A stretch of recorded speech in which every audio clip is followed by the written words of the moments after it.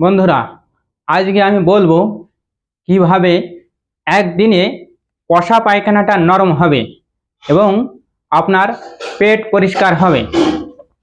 এর ঘরোয়া উপায় কি আছে সেটাই বলবো।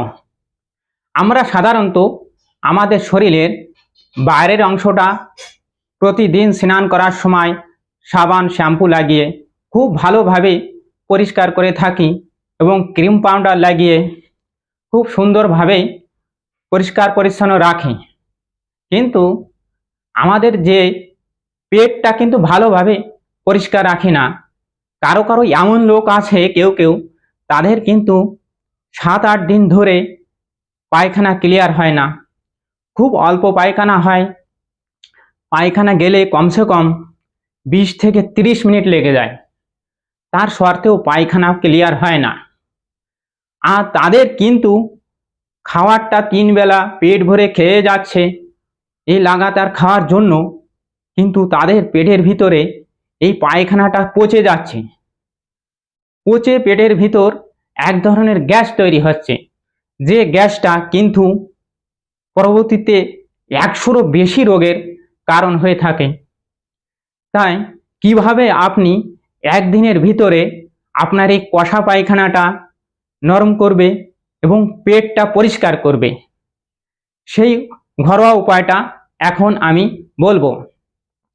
এর জন্য আপনাকে নিতে হবে 1 গ্লাস দুধ বা 1 গ্লাস জল, আর নিতে হবে ক্যাস্টর অয়েল বা ভ্যান্নার তেল।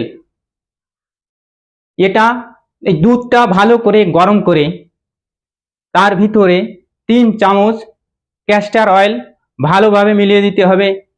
ভালোভাবে মিলাতে থাকুন। যখন ভালোভাবে মিশে যাবে তখন এটা রাতে শোয়ার সময় এটা খেয়ে নেবে। খাওয়ার পর সকালবেলায় দেখুন আপনার পেটের ভিতর যত পুরানো পচা মল জমা আছে সব একদম সাফ হয়ে যাবে।